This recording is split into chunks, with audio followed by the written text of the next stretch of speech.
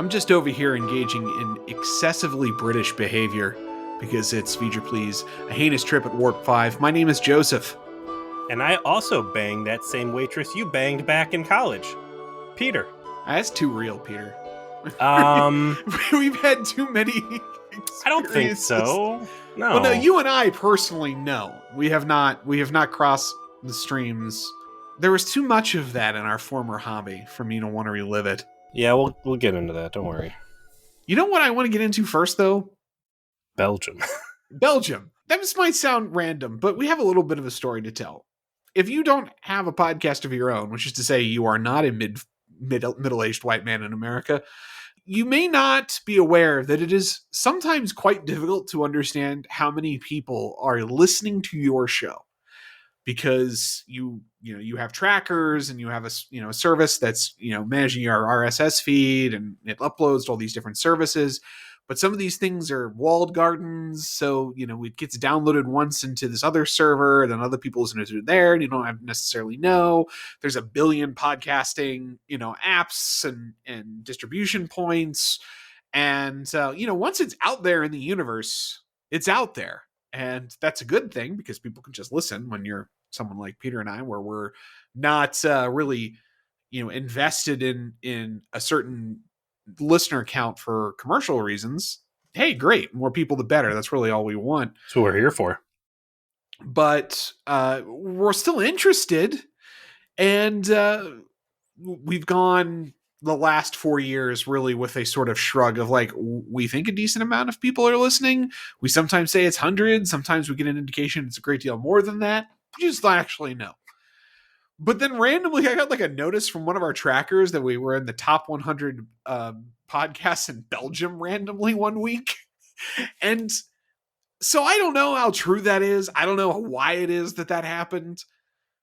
But if you're listening to our show in Belgium, hello, in whatever language you speak in Belgium, which I think is like French and German and Dutch, depending on where you live or something. Your country is a little weird, because it's like a combination of other countries. That whole like Netherlands, Belgium area has just always been a little difficult for me to figure out. I think it's a Thorian, right? Yeah, I think it's High Valerian. That's it. That's what it is. They make those great swords there. That's what they do. Absolutely. Well, they have castles, so I mean, we're not totally wrong. Sure. I don't even know what you're talking about. You're the Belgium expert on this podcast now. Oh no. Well, we did watch an expert episode of Star Trek Enterprise this week. Expert as in, of all the episodes of Star Trek, this one has done the best job of being completely fucking awful. Season 1, episode 16, Shuttlepod One. Peter, are you being serious right now? Are you super serial? You hated this?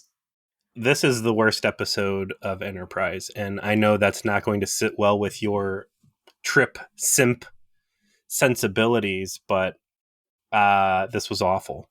I really enjoyed rewatching this.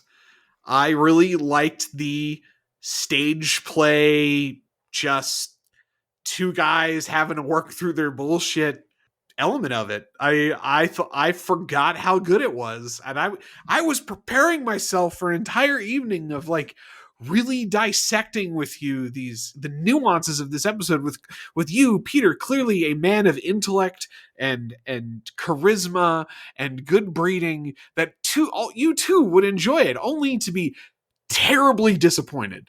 Take all those plans you had and put them in the trash can next to this episode. Shots fired! I'm glad that you have been able to take such joy out of what is very clearly the bargain bin, lowest cost episode possible. Let's compare this to Voyager. Is it, let me look at this list still taped to my wall. Is it Tattoo? Is it a low jump? 37s, non sequitur. God, season 2 was so bad. Resolutions, Innocence, Virtuoso. Oh God, I'm not even pulling out the big guns here, Joe. No, I didn't. This I would call this a waste of life if it wasn't for the fact that we found out that Trip and Reed fucked the same girl in Starfleet Academy. So there's a little bit of world building here, but this is the quintessential bottle episode. No extras, no I mean, background players. it is the only episode of Star Trek with no background cast or stunt performers. They don't even show the bridge of Enterprise, That's which correct. You don't even the see Mayweather. You only hear him. which is I'll count that to a good thing. Yeah. Bonus. Boop. The only other time I can say in recent memory where they have not featured the bridge in an episode of a Star Trek show was that time that Cats got on the Voyager bridge and peed on everything. No, it was a fire, actually, wasn't it? That a set fire and they had to like I like refurb your the bridge. version of events that No, it was a massive cat. Yeah, it was. There was a fire on the bridge, and they had to like creatively shoot and structure some episodes around that. I Delta forget. Flyers told a whole story about how Planet Hell, right, the caves, Yeah, the old timey studio used for that, like back in the whenever the fuck it was, where like pools and like choreographed water stuff was a thing, right? Synchronized swimming was a big part of movies. That soundstage under the floor was the pool that they filmed all that stuff in, and cats had gotten in there, and there was just hundreds of not feral, but stray cats living under there, and they would come out at night. So Planet Hell, the caves just stunk of cat piss because cats would come out and pee on everything. So that's why there's a cat pee story in my head for Voyager. well, that's a fantastic story. That was on Delta Flyers. Yes, if you are able to gnash your teeth and I don't know, maybe take your belt off and bite on that, you can, to get through the Garrett parts. Yeah. You have to listen to Garrett talk about his hair for 20 minutes before you can get to a story like As that. an actor, yes. Maybe 25. I love that those guys got into the fucking podcast game where we can put Garrett Wong on the same fucking level of us. Thanks for lowering yourself to this level. I can't speak to being an actor, but I certainly can criticize another podcast, even one's far more successful and financially lucrative, to where you can have a 3-hour fucking podcast for the Bride of Chaotica with 2.5 hours behind a paywall. It's the only ever time I've been tempted to cough up the doubloons to get into their Patreon, but that's a story for another things day. That suck also suck. Wow.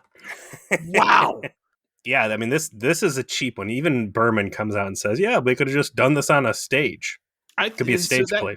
In seriousness, that's the quality of this episode that I liked. I liked that it was just these two guys talking for most of it, and them having to deal with each other and the situation they find themselves in. Like when I think about it, like how bad New Trek is, it's because they would never be capable of trying to pull off an episode like this.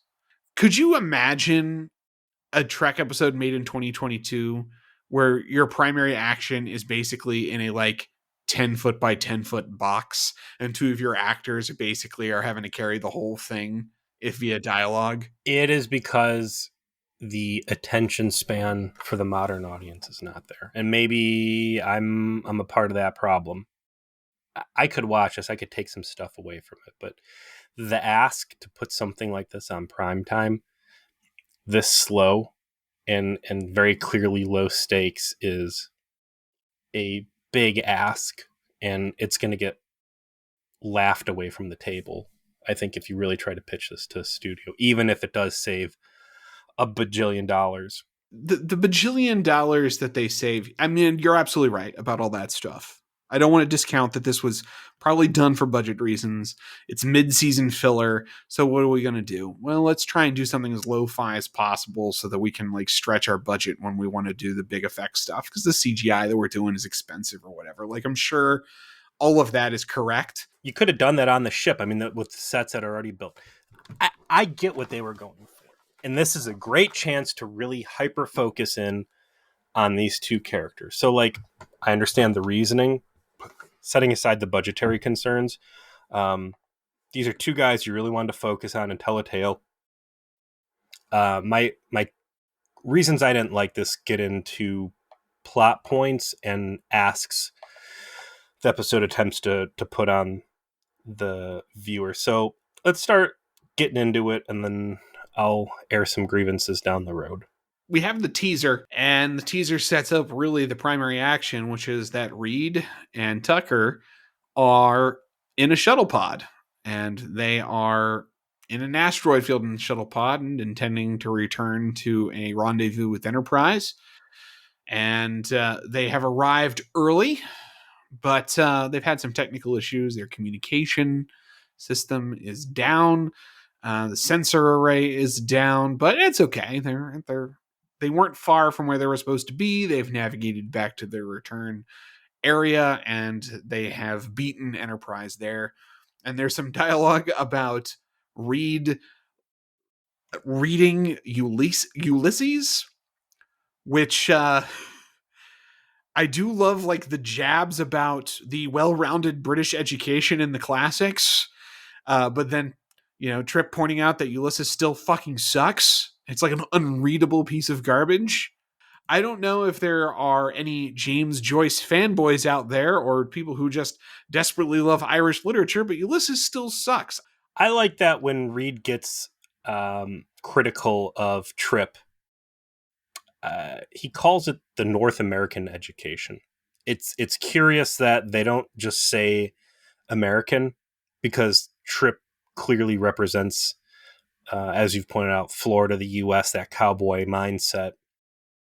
So it's a North American versus European thing. And they're trying to universalize, right, things, right? That suggest that national identities aren't as important. And also, I think there's probably some sensitivity about invoking America specifically. Absolutely.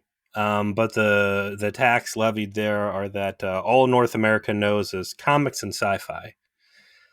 There's a little bit of back and forth on. Yeah, absolutely. Fucking comics.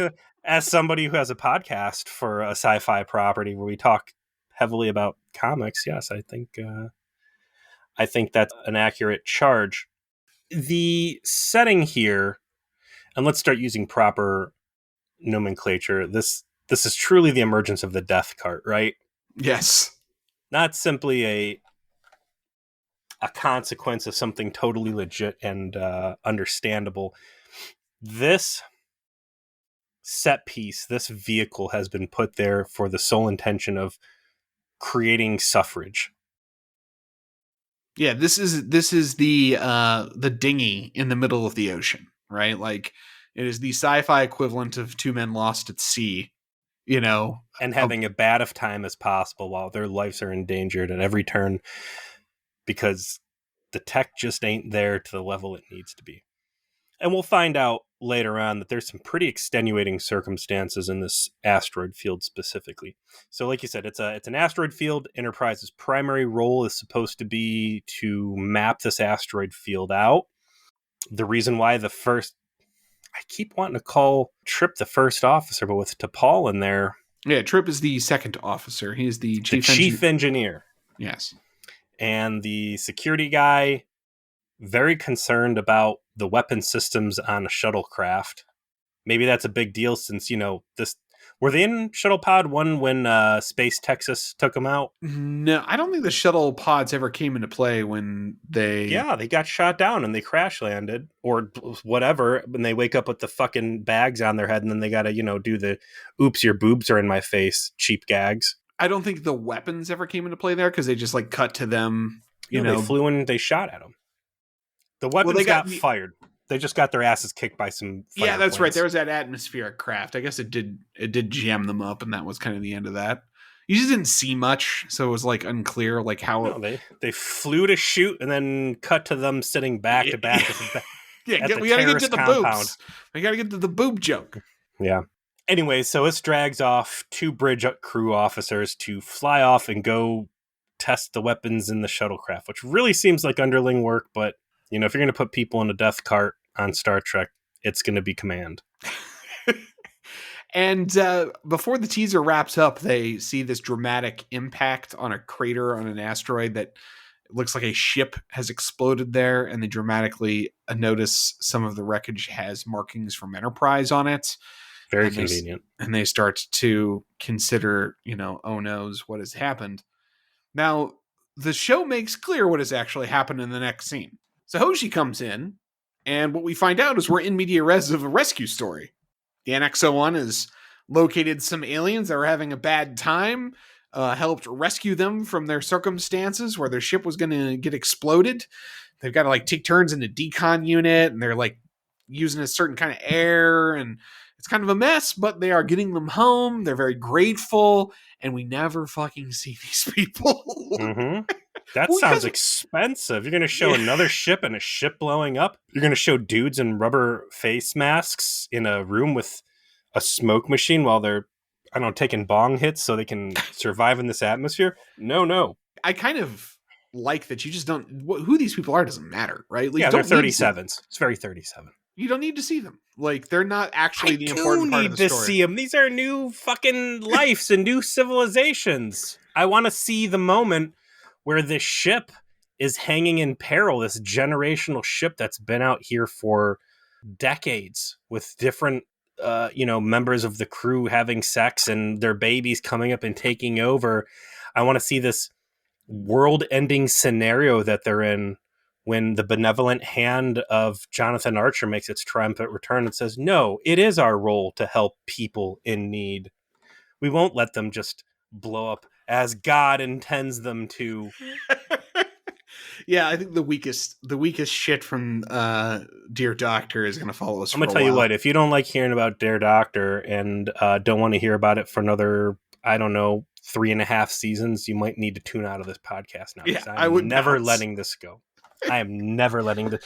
If this is the equivalent to Neelix banging a child, which I got in a fight on the internet, Joe. Let me tell you about that real quick. I've sworn off fighting strangers on the internet. I was going to say this is new for you. Okay. Somebody dared compare Jar Jar Binks to Neelix, and I said, yeah, but listen, Neelix is pretty good. By the end, Neelix is the best character on Voyager.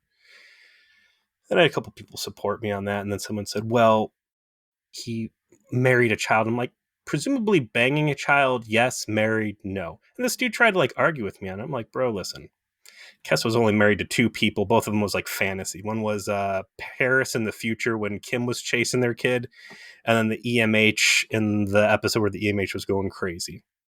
Kess was never married to Neil.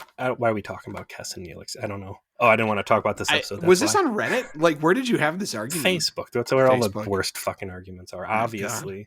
God. Yeah. That's like, did you say, well, actually, I have watched every episode of Voyager for my podcast. Here's the episode. Sir, I can assure you as a 40-year-old white guy with a podcast, I know my trick.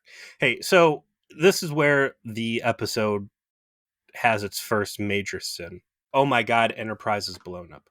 As a person with a room temperature IQ watching a TV show, I certainly know that Enterprise sure as fuck didn't blow up there, right?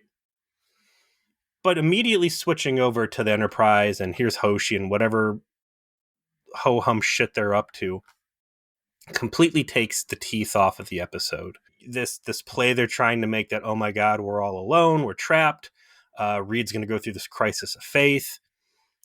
All of the consequences on the shuttle pod seem much more muted because you know that Enterprise is still out there and help is certainly on the way. Well, I mean, that was going to be the case no matter what, right? Like, why build the false tension that Enterprise is somehow actually in peril and somehow the show is going to end? I mean, that's why they didn't do it. And that's why I agree. That's why I disagree with you here. Like, we know the score here. We know what we're watching. Enterprise will not be destroyed. They're not gone. We know they're not actually gone. What is important is that Reed and Trip believe that it is. What's important is they believe that they're fucked. Right. They believe that they're fucked. Let's get the script. I like that they immediately tell you what's actually going on, because that provides the sort of the ticking clock for, how is this story going to resolve? How is it that this revelation is going to come to pass, that they realize that they're not destroyed? But let's not act like that isn't always going to be what's going to happen. Okay, so let's do it the right way. Let's get the script pen out right now. The important part of this episode is that Reed and Trip are stuck, are fucked. and that they have to have a near-death experience to get us to the end of the episode. This episode has chosen to build in the false pretense that the Enterprise has been destroyed, and that's why they feel helpless. Let's just fix that right now. Hey, we were supposed to be doing something. Enterprise is supposed to meet us here. We can't do what we were supposed to because our shuttlecraft got damaged. And now we have no way to contact Enterprise, and we're going to die in the middle of nowhere. What are our options to try and get our voice heard? Where can we fly? How close can we get to Echo 3? What can we do to try and get a hold of Enterprise before we die? And things just keep getting worse and worse to make the opportunities on the table more and more limited. Because they already have lost communications by the beginning. So they don't have comms and they don't have sensors. So the sensors part is irrelevant if you get rid of the stupid play that, Enterprise blew up. We can't call the mothership. How do we unfuck this? So the reason why I disagree with you here is part of the tension in the drama is Reed being of the opinion and accepting that they're going to just die because there is nothing they can do, right? Not in any real way to prevent that circumstance from happening. Okay. The reason why I disagree with you, I like the fatalism that's set up with the thought that Enterprise has been destroyed. There is nothing they can do except die.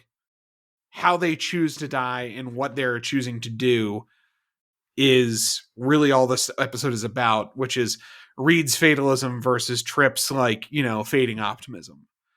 And if you turn it into a story where they know Enterprise is still out there and they're just trying to fix the space problem so they can save themselves, it strips all of the personal drama out of it, and instead it just becomes a lot of technobabble as they try and do space engineering or whatever to fix the problem. Where now you're boiling it down to the personal stuff that they really wanted to get to. And if you had Enterprise warp off and say, we will meet back again in 5 days. Oh, fuck, we can't do our mission, and we only now have 3 or 2 days worth of air because of damage we took. And we are way outside of our ability to contact Enterprise, and Enterprise has no reason to return early. I think you could have done that. I think at the end of the episode, you're splitting hairs. I'm just saying it's a silly ask that the episode didn't need to make, and that there's a lot of other ways to color that. I actively liked the way they colored it. I would not change it. I take the pen, I put it away. We'll see. Yes. We'll see what the trauma support group has to say about that. No. I am not going to be convinced that this episode is bad, Peter. I am not going to entertain. Listen, we've already found out that the international audience does not like Trip, so you're already on thin ice on this one. I'm going to convert them. Trip is worth simping for, and I will find more people willing to simp Trip. That no matter where they are, like I got one of the Canadians already to admit to Trip symptom. I'll get the rest of them. I'll get the rest of them. Don't you worry. So let's flip over to Enterprise. We're going to find out that despite there only being 80-some people on the ship, that Archer doesn't know his own crew's chain of command, and who is in charge of his chief engineer is not around. Who's in charge of Trip's not around? This guy. Can he fix the thing?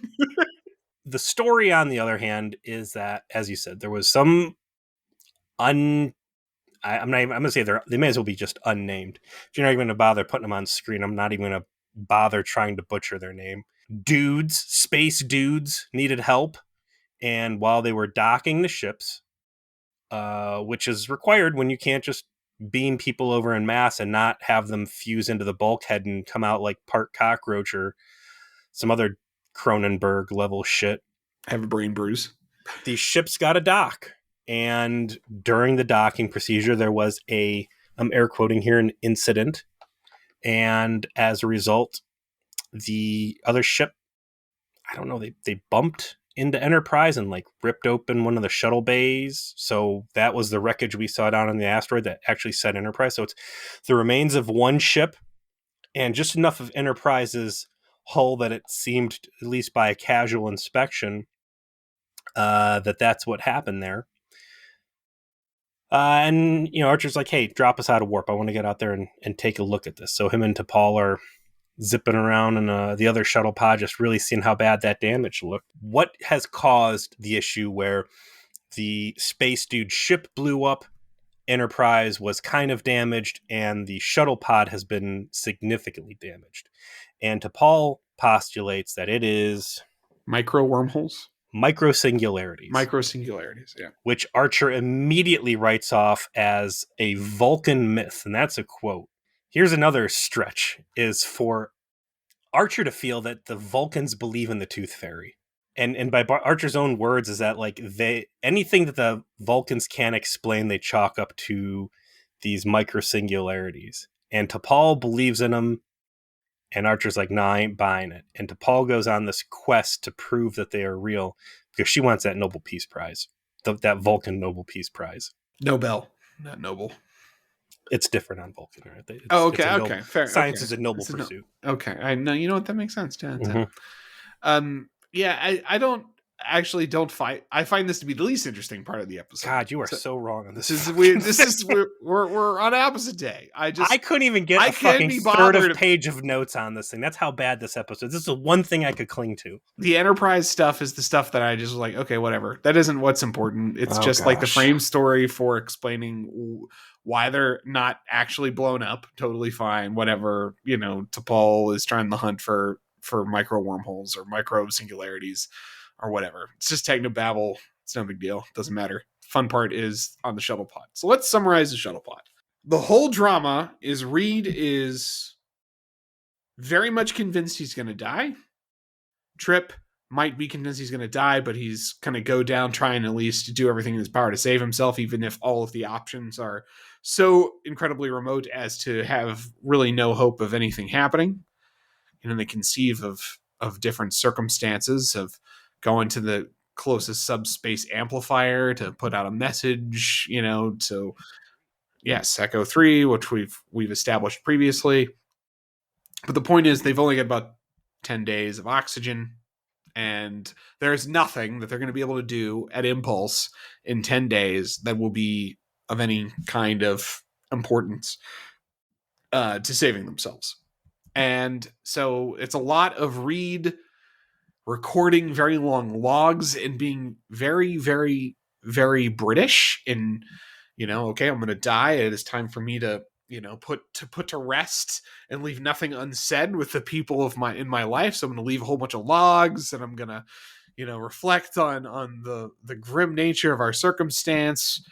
And Trip is just going to be constantly annoyed in that sort of, odd couple fashion with this dude who just will not stop, will not shut up, and won't cease with his sort of emotional processing of his impending death.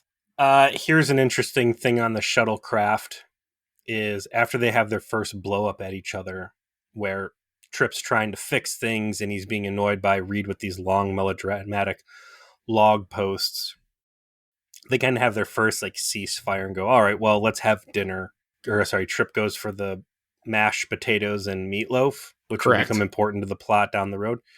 Reed goes for the sea bass, which disproves the research that Hoshi did that he does not like fish, which was very important while they were under attack by... He's British, so he could just have a stiff upper lip. Yeah, but there were other options. You could add other things. There were 3 or 4 other things in there. He went with the sea bass. That's true. So. He chose to have the sea bass. He was not forced into having it. That is true. So, although they did reference that episode in the letter he was leaving to his parents, where he was talking about you guys said that you didn't know where I was being stationed, but I wrote you letters. And then I know you talked to my sister, and I know she got my letters, so I knew you knew. Maybe you were just busy moving. Why are you so British?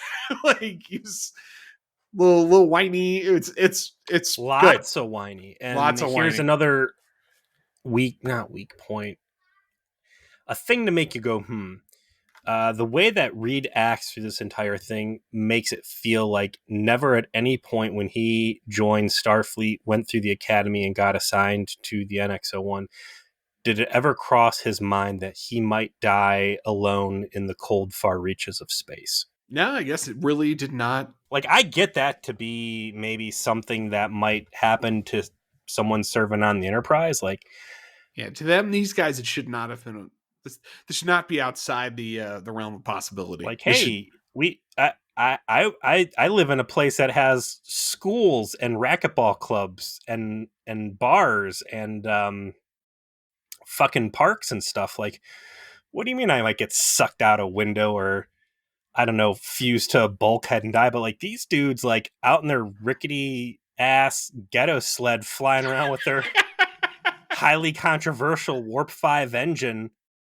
I think they should have been disabused of the idea that they're going to get comfortable deaths right about the time that Archer was picking a fight with the space spiders. Yeah, it should have been pretty clear that there were some higher stakes than they might have imagined When several dudes pay are getting periods ago. Yeah.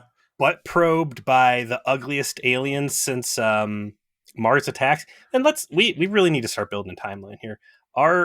This is November 9th, 2151. What was it called? Silent Enemy? Was that the name of the episode? Fight or Flight was the space spiders. So No. The guys that were doing the aggressive butt probes that were putting people in comas. Oh yeah. So just the whole timeline is that Broken Bow is on April 16th, 2151. And so this is November 9th, 2151. So it has been about 7 months. It has been 1 month since they were aggressively butt probed into comas to the point where they had to fucking finally install the guns. There's plenty of time that has passed since the beginning of all this, and there should be recent enough trauma that it should be constantly on the daily daydream rotation for everybody. Like, I'm gonna die, and in space, no one can hear me scream. Especially if you're the fucking security armory guy. Yeah. Who has had his ass beat several times now, I'll point out. He was shot by mud people, and he got, like, chokeslammed by attractive Klingon woman. Oh, and something else that happens in this scene with the first ceasefire is that Reed finds a bottle of what he describes as Kentucky bourbon.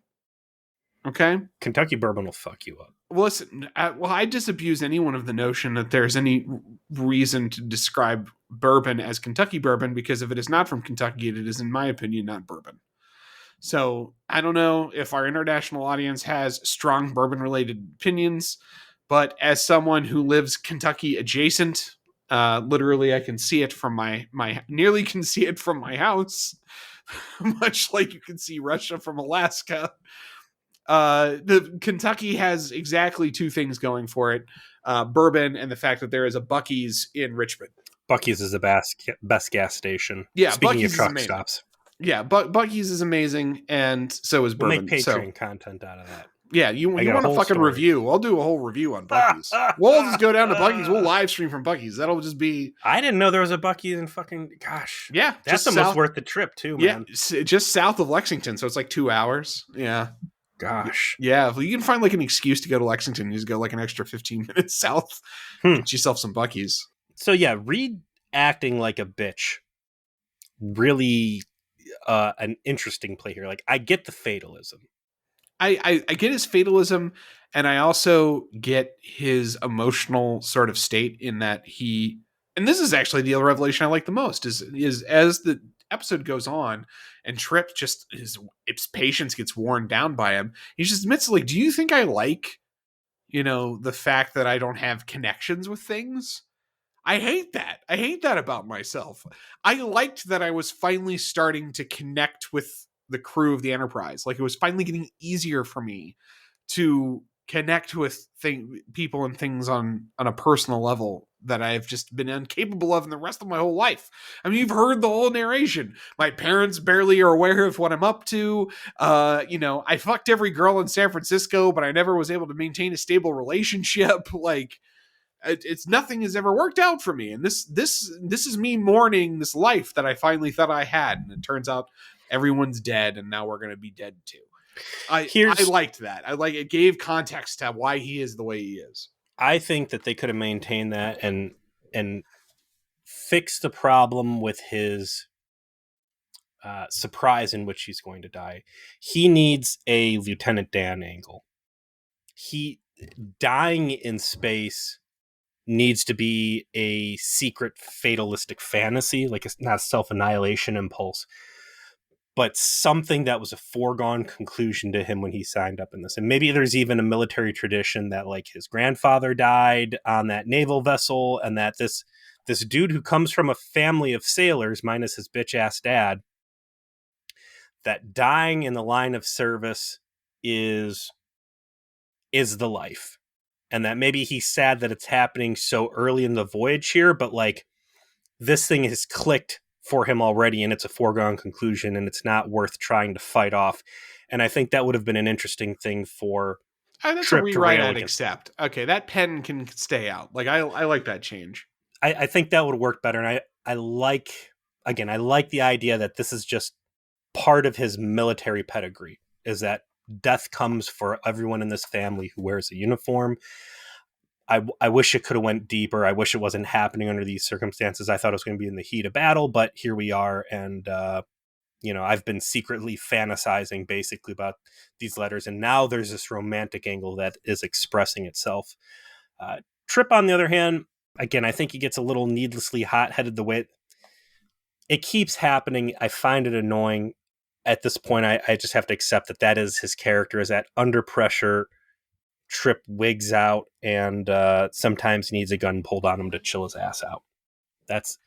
He's That's who high he is. strung, and he's also he's the prototype Starfleet engineer. He's just trying to find a way out of the circumstances he's in through the use of his magical technology, right? Like that's how every Starfleet engineer is, and he is the first, essentially.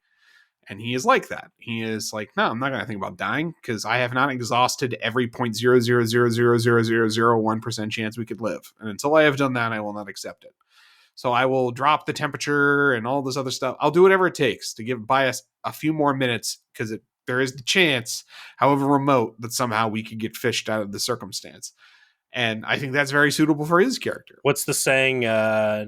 Never give up, never surrender. Yeah. Yeah, so you could regular old Tim Allen over here. Mm-hmm. Another thing that happens is that we get a dream sequence from Reed where where he thinks he's been rescued, and Peter, I don't think I have laughed this hard sincerely while watching an episode of Star Trek in my life. Were you drunk again? No, dude. So the scene boils down to him basically having a bizarre romantic dream about T'Pol secretly wanting him, and it descends purposefully into farce as Reed continuously starts to say the word stinky. And all I could think of was Dominic Keating and Jolene Blalock trying to do this scene straight faced while he has to continually call her stinky, and she has to respond ever so slightly flirtatiously to that as they grow closer and closer and closer. And just the idea of them having to do that while not laughing, I lost it. I couldn't. I completely lost it. If you haven't watched this episode and what Joe just described to you sounds stupid, let me tell you, as someone who watched the episode, it was fucking stupid. Humorless fuck, I swear. Listen, I like funny stuff. The problem is this wasn't funny. Just the earnestness and the silliness at the same time. It was perfect. It was perfect. Had they had him realize that there's no way that T'Pol would have done any of that stuff, and to realize, oh fuck, this is just a dream. I'm still on that shuttlecraft about to die, and then wake up sour with a smash cut. I could have laughed at that, but he wakes up to some radio chatter, and then there's Trip covered in grease, and hey, who's stinky? Who you talking to? Like, all it's missing was the dog coming over and licking in his mouth and him thinking that was T'Pol. Fresh on the heels of T'Pol just putting her boobs in Archer's face, like them busting her. And again, she's very clearly there for the sexy time angle, right? That's part of the job for Jolene Blalock at this point. But this is the version of it though that I like, because the stupid boob joke from Shadows of Pajem is the exploitive use of it. This is leaning into the idea that, obviously, as we determined this episode, Reed fucks. Reed fucks a lot, evidently. Which very interesting too. Okay, jumping back to Silent Hoshi, Enemy? Yeah. Hoshi's secret thing. He thought Hoshi was coming on to him. He very professionally told her, no, it's inappropriate because we work together, which really threw up a feeling that like Reed's a prude. I didn't really read it at that point as like Reed is overly professional, but in light of this, if he's over here having like dirty jack-off fantasies about T'Pol, and clearly this is not the first entry into this sexy time T'Pol dream space for him. I don't know. Maybe he's got a thing. Maybe he's going to have his episode down the road that the Doctor had, where everybody found out that the Doctor wants to hump everything on the ship. Maybe he's got some knuckle babies for Hoshi too. As the episode progresses, they finally decide to drink the bourbon, and when they drink the bourbon, as they start to freeze because Trip has turned down the heat and the life support to extend how much time they have. They do the act drunk thing, which is always just a tiny bit off of actually being drunk. And I do like that Reed is like, talking about how T'Pol is pretty, and he goes, "You ever seen her bum?" No, I haven't, because the camera just focuses on her boobs, as you pointed out. I think Jerry Ryan might have had her beat, and they said, "Well, just focus from the waist." Well, yeah. I mean, we are now entering what we're going to call the absolute worst part of this episode. No, why? Why are you like this? Why are you like this? You needlessly set up this bullshit where you make them think that the Enterprise is blown up when everybody knows the Enterprise is not blown up. Everybody knows these guys are not going to die in this fucking shuttlecraft. So just all this needless ask for the audience already. And then you're going to slather on acting fake drunk, which is the fucking worst. And I can probably count on two hands the number of times I've seen any sort of movie or TV show where people are acting drunk and it feels at all real. This is miserable watching these guys acting drunk. It is a very difficult skill because you always overdo it and they're probably doing multiple takes too, to be fair. It's not like, okay, we're just going to improv our way through. It's like 4, 5, 6 takes of the same fucking scene. Right. And they're trying to dial it in, but it's really hard because you're not actually drunk. Fatiguing too, man. Like, ugh. So it was obviously fake, but I'm so used to that in, like you said, in almost all fiction. When people act drunk, they typically do it very poorly. I liked what they were going for, which is, when you get a little smashed and you're, being a little open about your opinions about things, and you start talking about like, you seen our coworker with the magnificent space ass. It's amazing. The things we'll miss. Showing no interest was a little break in continuity there, unless Trip's good at playing it close to the vest even when he's drunk. There is a fun part where things seem to start going their way. They got the radio working and it looks like things are getting better. And then there is a little explosion, presumably more of those micro singularities, right? Yeah. They have to use the mashed potatoes to seal the holes. 2 holes in the cabin that are currently venting atmosphere. They put their fingers on them like a dam. And I just watched that video. I posted it. Yeah, Delta P, yeah. Differential pressure, like I don't, maybe that wouldn't have sucked them out into space through their fingers, but based on what I saw in that fucking video, I think once they put their finger on those holes, that finger's never coming off. Yeah, I sure as fuck don't believe some reconstituted mashed potatoes were going to be enough to patch the hole until they could like get the real stuff on it. The mashed potatoes was a bit of a stretch.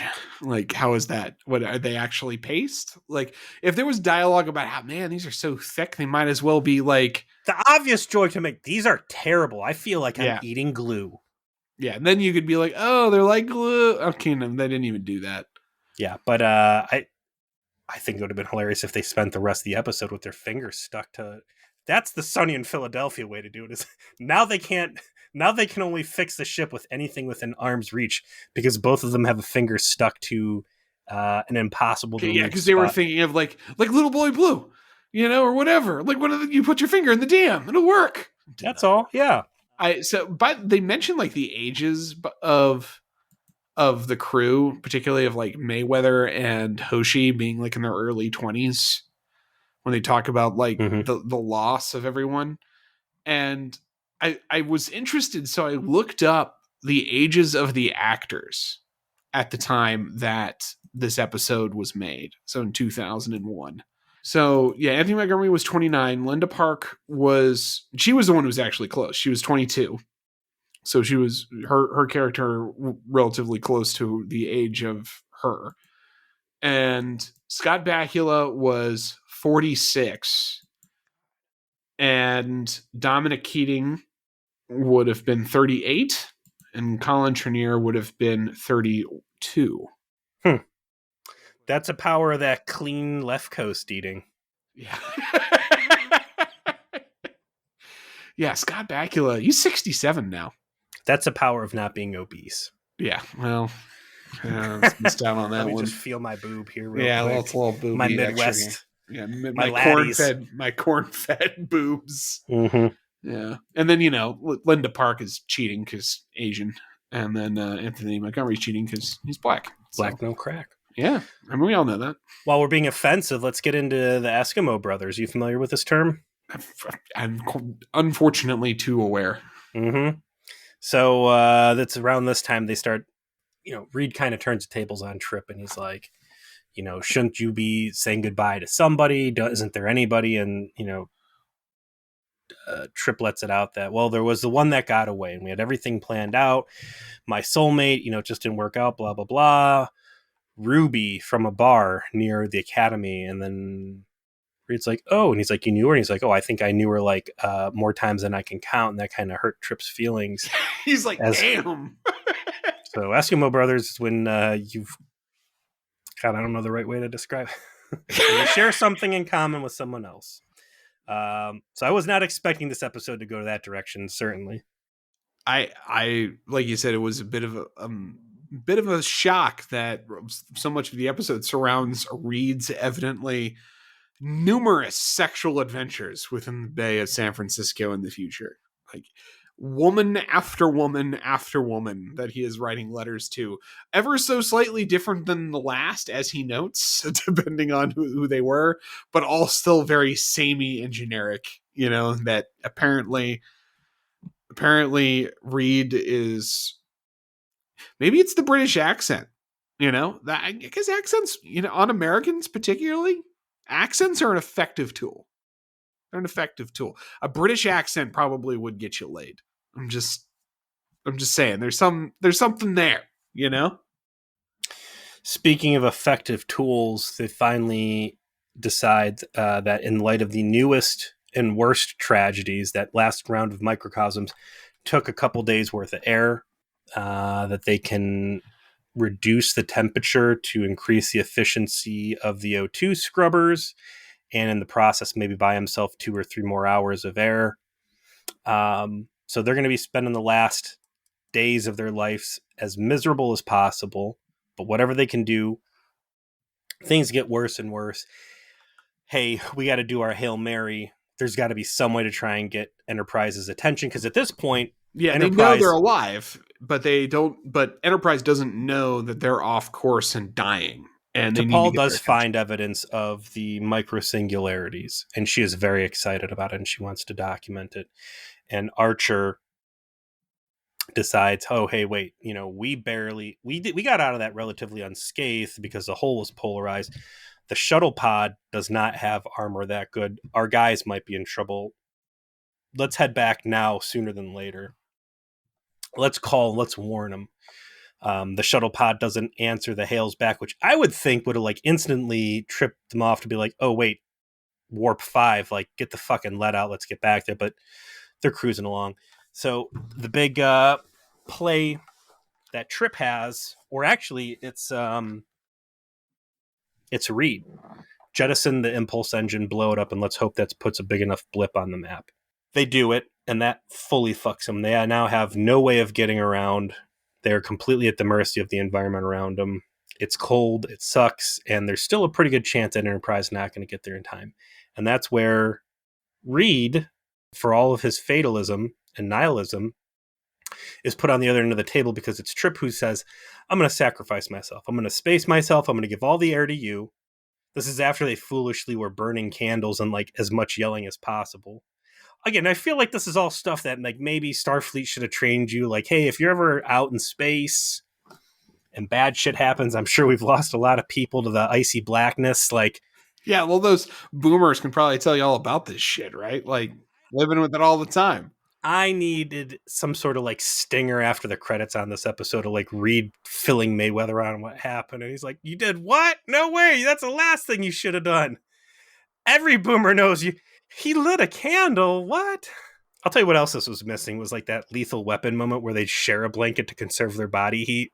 Oh yeah, like what they did in that stupid the pajama episode where they were trying to like make Archer into Paul Cuddle.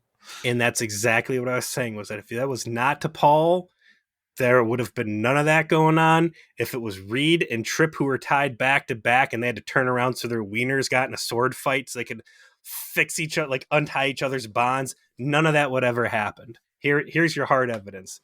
Sexy time only goes one way under Berman's watch. Yeah, so but Reed's got to pull a gat on Trip because Trip's willing to like sacrifice himself so Reed has a better chance at survival.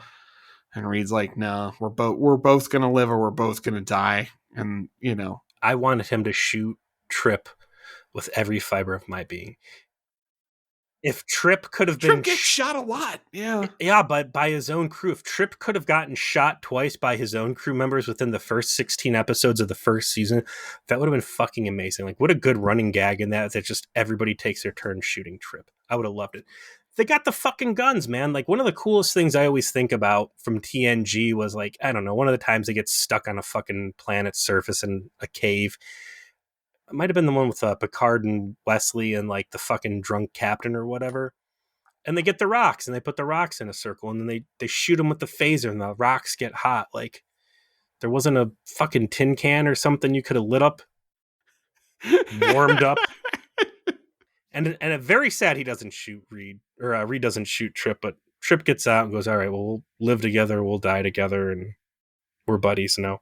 Final scene of the episode is in the sick bay because they were rescued.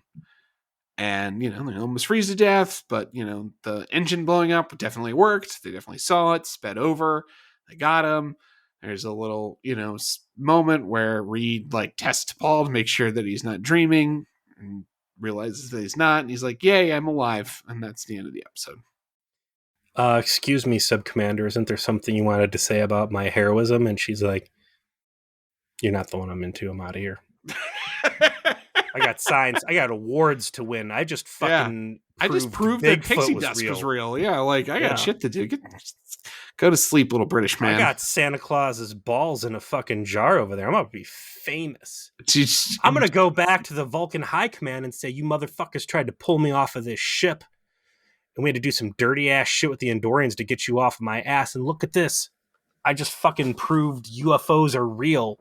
I'm the most important scientist in Vulcan Science Academy academia with the biggest as a throwaway B plot merely to explain plot contrivances. Yeah, here's your B plot is T'Pol gets Vulcan High Command off her ass, off her spandex clad ass.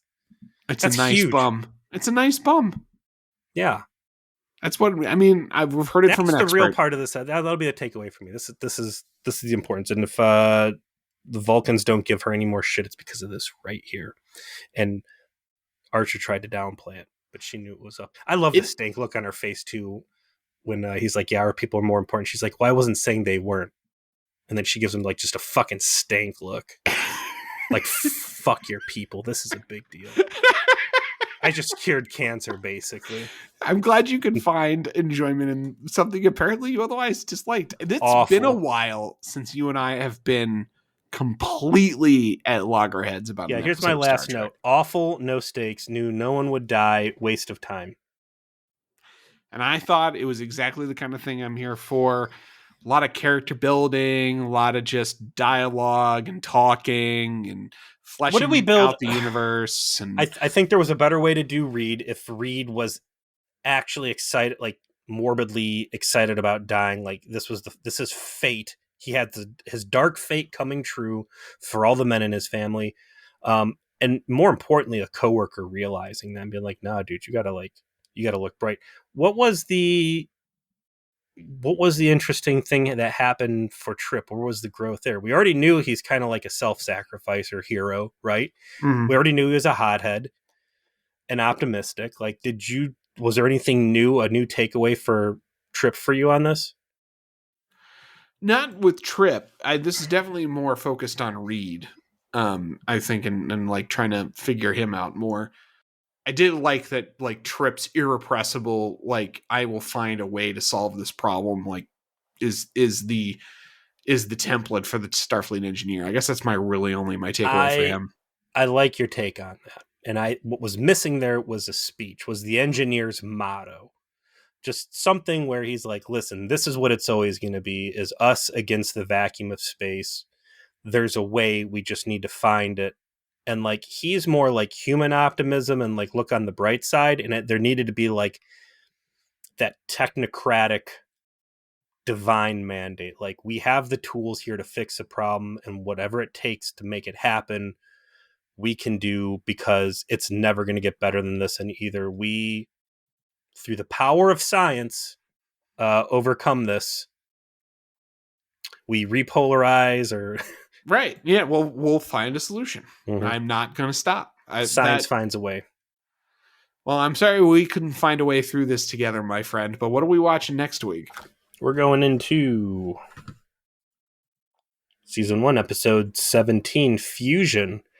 There is what I can best describe: a dirty hippie of a Vulcan sitting at a table with some water. Enterprise encounters a group of Vulcan civilians who have split off from the normal way of Vulcan life in an effort to explore their emotions.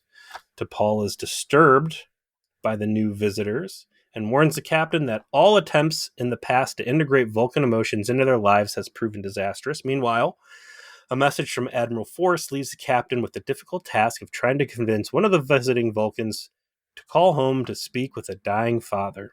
Thank you for listening to Feature Please, a heinous trip at Warp 5. We appreciate all of your time and attention to the show. If you could spare a moment and you have not done so already, please give us a review anywhere, whether it's on Spotify, Apple Podcasts, or the aggregator of your choice. A review will always help us become more visible in the algorithms, and we would appreciate that. See you next week.